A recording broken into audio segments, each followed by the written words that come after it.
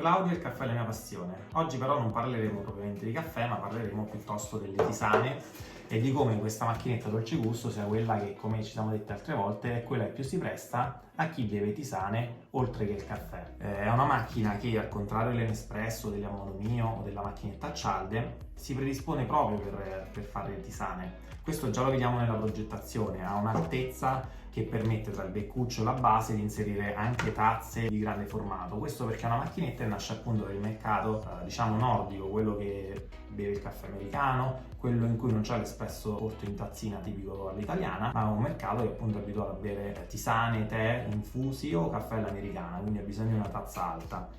Inoltre oggi volevo far riflettere su come spesso non troviamo la nostra tisana preferita all'interno dell'assortimento delle capsule. È vero, per dolce gusto ci sono tante tisane e tanti tè, ma magari non il nostro preferito, che può essere appunto un classico tè che va infuso con il suo filtrino. Abbiamo tante possibilità, possiamo mettere a scaldare dell'acqua sul fuoco, su un piccolo pentolino, sul nostro gas. Questo è il metodo un po' più all'antica, nel senso che basta prendere un pentolino, dell'acqua, si accende il gas, si aspetta che arrivi alla giusta temperatura e poi si va a fare l'infusione all'interno della nostra tazza. Oppure un metodo più comodo può essere quello di utilizzare un bollitore. Il bollitore è sicuramente più pratico, proprio come funzione quello di scaldare l'acqua, è sicuramente più pratico, più igienico, perché basta collegarla al corrente e in pochi minuti si ha l'acqua pronta. Ma oggi volevo farvi riflettere su come la dolce gusto può essere uno strumento proprio per produrre semplicemente l'acqua. Sì, l'acqua calda per poi andare a fare l'infusione della nostra bustina filtrino di tè. Questo è una caratteristica esclusiva della dolce gusto, perché al contrario della Monomio o della Nespresso, di una macchina a cialde, la dolce gusto non ha un vero e proprio beccuccio su cui transita il caffè, ma è proprio la capsula che fa da beccuccio. Se per esempio noi andiamo a fare la stessa cosa con un Nespresso, andiamo a erogare dell'acqua in un bicchiere trasparente, ci andremo ad accorgere che l'acqua prodotta non sarà dell'acqua pulita. Questo perché il beccuccio su cui va a transitare l'acqua è quello su cui transita il caffè, che essendo comunque un qualcosa di grasso lascia sempre un residuo che è impossibile da pulire, perché a via di fare caffè andrà a impregnare quel beccuccio dei propri grassi del caffè, che faranno sì che l'acqua che ne uscirà sarà leggermente sporca, e quando noi andremo a mettere il filtro in infusione la nostra tisana saprà di un retrogusto di caffè. Questo invece non avviene con la dolce gusto, perché appunto, come ci dicevamo, non c'è un beccuccio su cui va a transitare tutti i giorni il caffè, ma è la capsula stessa che fa da beccuccio. Quindi se voi avete addirittura l'adattatore che solitamente si trova nelle confezioni della macchina dolce gusto, o anche se non lo avete, vi consiglio di fare questo esperimento, io trovo comodissimo per continuare a bere la nostra tisana senza comunque essere vincolati a bere una tisana in capsula e magari non è il nostro gusto preferito. Quindi accendiamo la macchina, la dolce gusto va in temperatura veramente molto, molto velocemente, quindi attendiamo che vada in temperatura. Mettiamo il nostro riduttore, se lo abbiamo, o anche se non lo abbiamo va bene anche senza, lo mettiamo all'interno del portacialda, inseriamo il portacialda, aspettiamo che sia andata in temperatura l'acqua all'interno della macchina e andiamo a erogare il nostro bicchiere.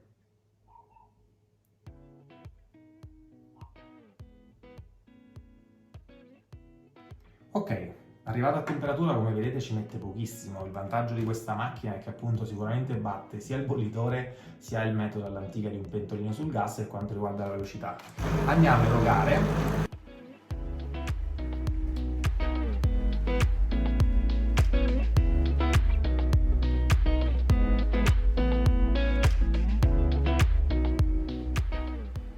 Come potete vedere, in pochi istanti abbiamo erogato quasi 200 ml di acqua a una temperatura accettabile per fare una tisana.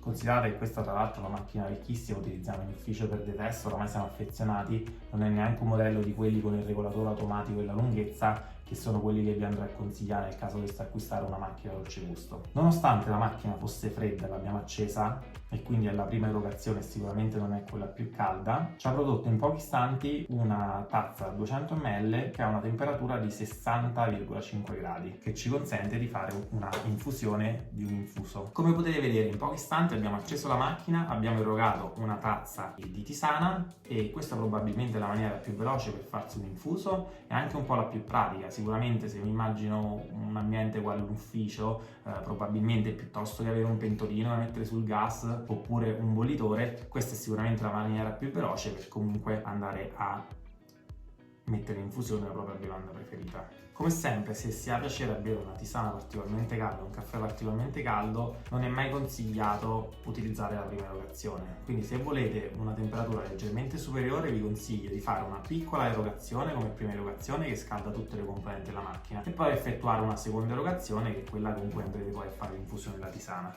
Facciamo un esempio. Se io adesso erogo una seconda erogazione, andiamo a monitorare la temperatura di una macchina già calda.